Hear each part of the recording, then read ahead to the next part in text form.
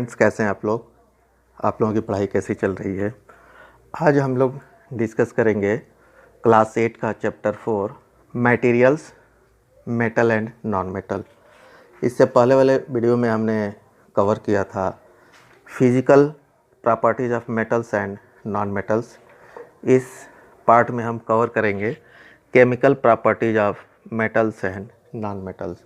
Metals और non metals के क्या केमिकल प्रॉपर्टीज है। दीपक एकेडमी में आप लोगों का स्वागत है। जिन बच्चों ने चैनल को सब्सक्राइब नहीं किया है वो चैनल को सब्सक्राइब कर लीजिएगा ताकि एजुकेशनल वीडियो जो है टाइम से आप लोगों को मिलता रहे और आप लोग टाइमली अपने पढ़ाई को कंटिन्यू कर सकें। तो अब हम स्टार्ट करते हैं, देखते हैं कि मेटल्स का केमिकल प्रॉपर्टीज़ क्या होता है। तो पहले हम देखेंगे रिएक्शन विद ऑक्सीजन।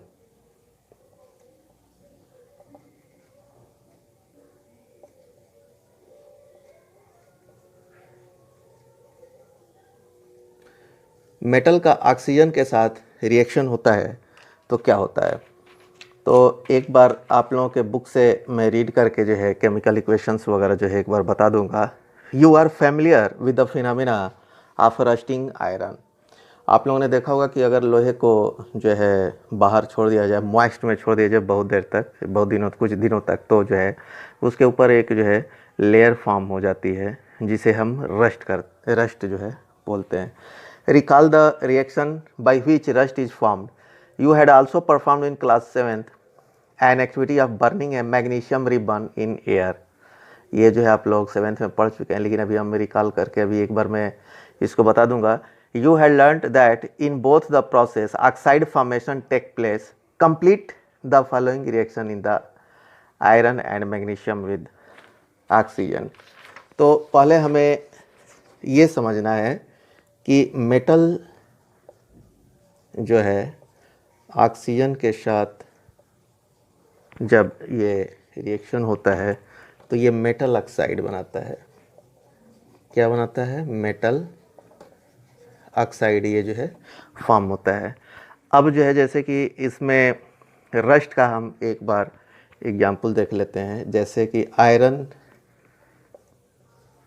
ऑक्सीजन में उसको छोड़ेंगे प्लस H2O जो मॉइस्ट होगा तो इससे आपका FeOH3 बनता है।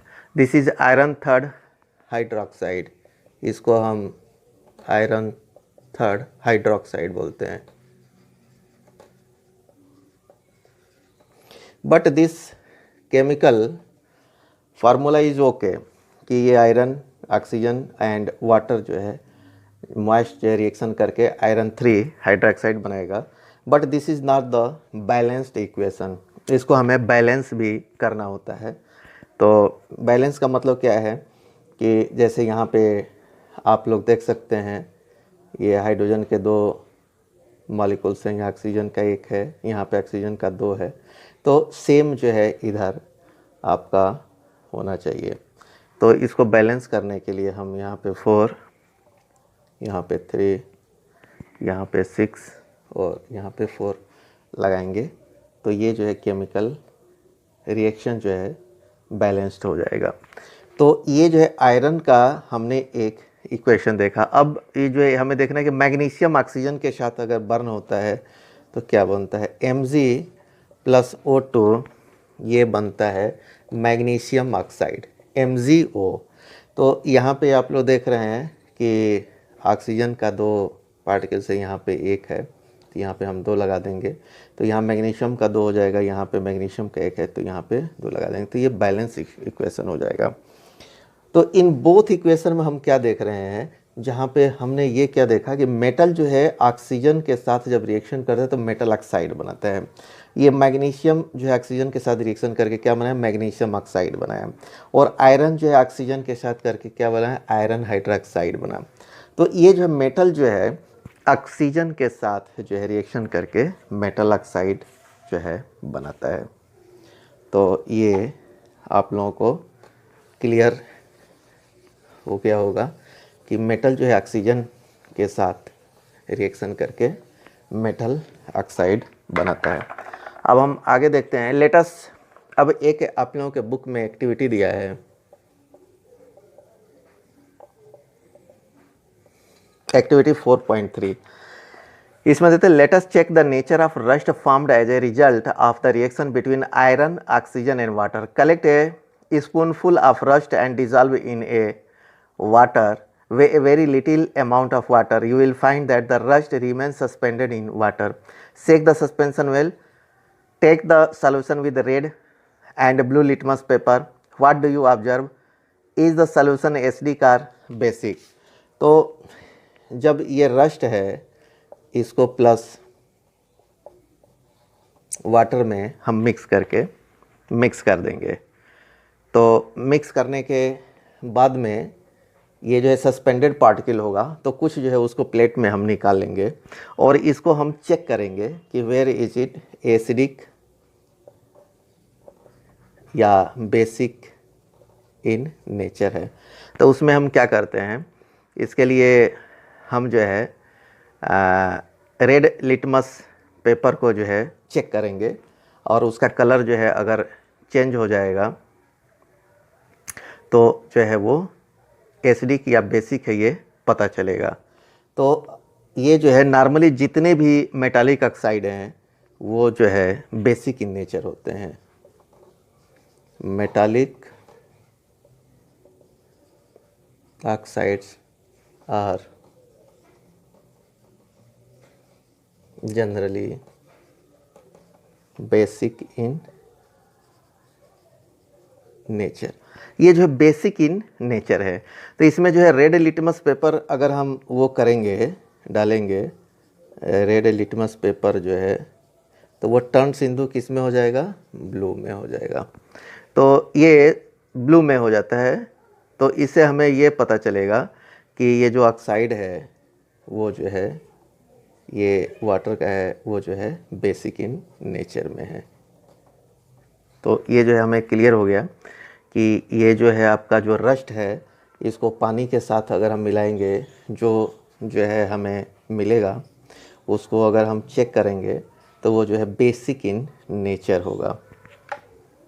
तो ये आपका एक्टिविटी 4.3 जो है क्लियर हो गया इसमें कि जो भी रस्ट होगा वो बेसिक इन नेचर होगा।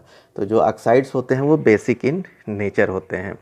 अब इसमें आप लोगों ने एक ये ऑब्जर्व किया होगा कि कॉपर, इसमें तो रस्ट जो है रेड कलर का जो है, जैसे कि आयरन को अगर हम छोड़ देते हैं उसमें मॉइस्ट में, तो उस पर एक लेयर फॉर्म हो जाती है और वो लेयर जो है रेड कलर की होती है, नॉर्मली जो आयरन के कलर की होती है।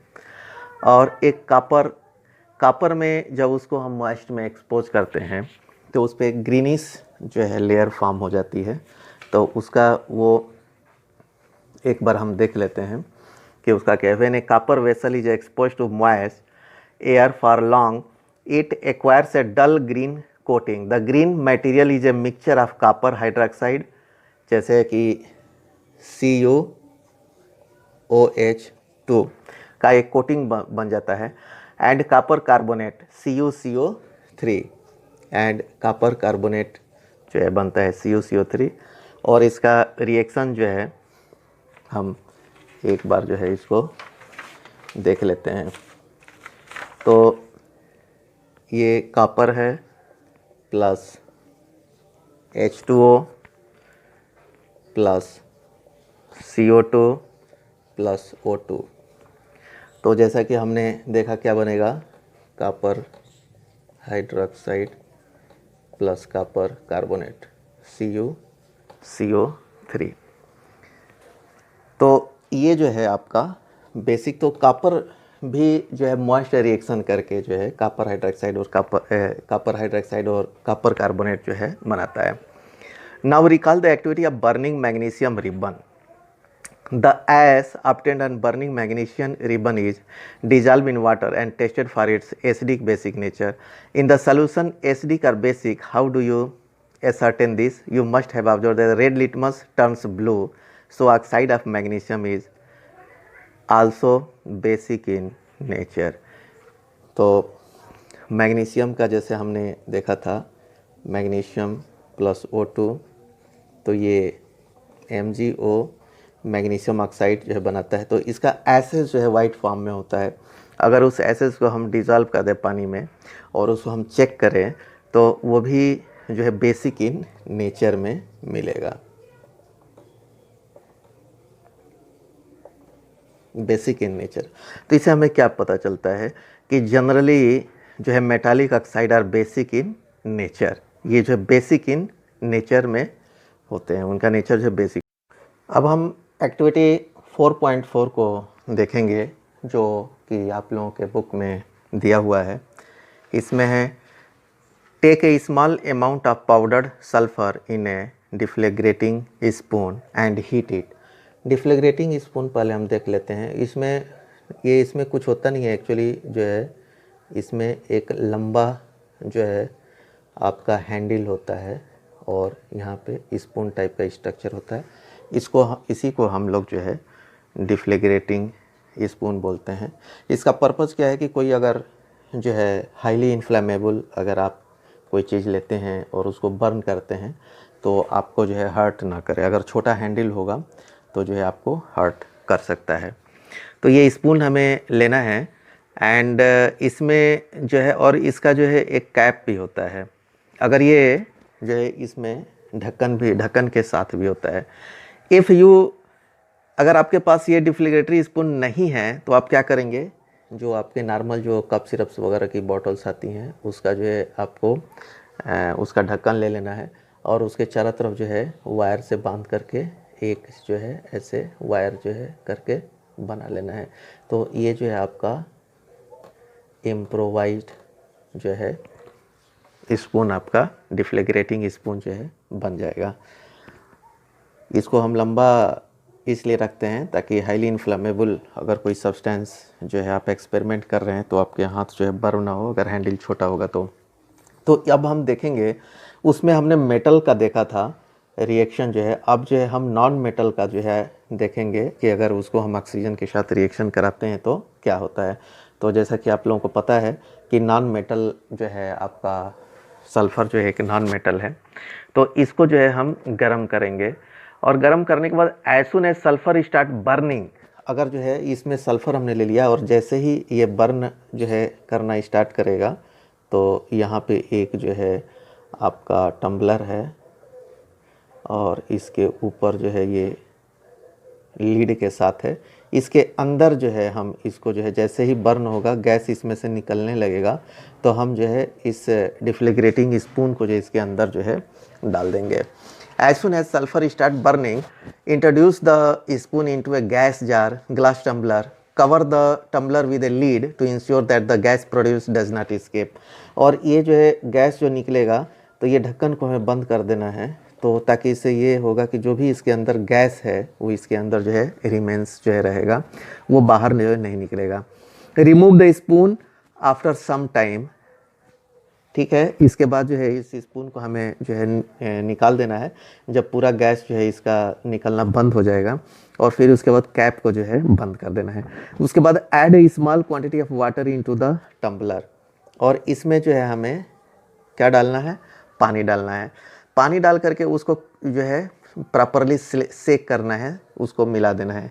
Check the solution with red and blue litmus paper. अब ये जो सॉल्यूशन बनता है उसको हमें चेक करना है कि उसकी जो है नेचर क्या है, वेयर इट इज़ एसिडिक और वेयर इट इज़ बेसिक। तो पहले तो हम इसके इक्वेशन को एक बार जो है देख लेंगे, फिर उसके बाद जो है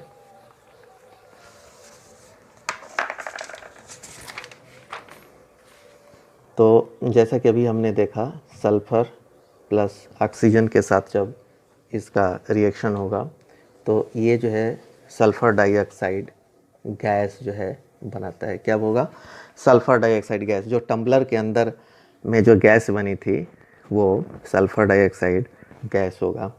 अब उस गैस में जब हमने पानी को मिला दिया H2O तो ये जो है आपका H2SO3 बनता है। दिस इज़ सल्फ्यूरस एसिड, इसको हम बोलते हैं सल्फ्यूरस।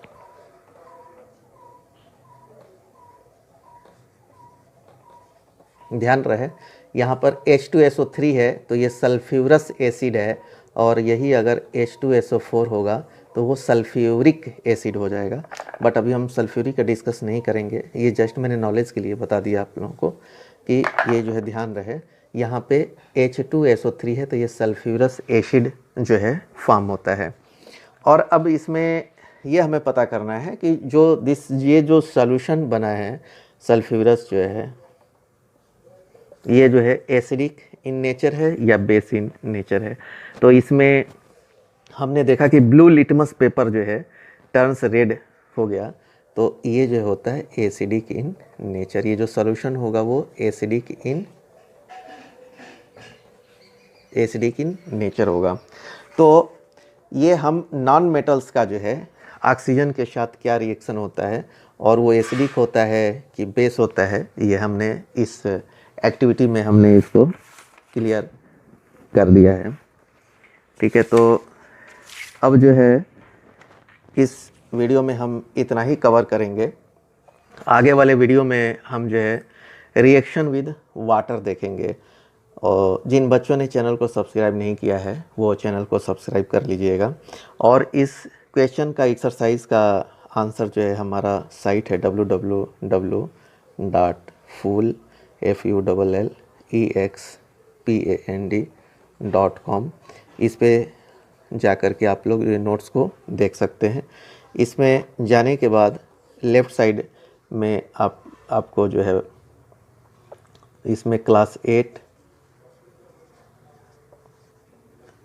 साइंस NCERT सॉल्यूशन आगे है।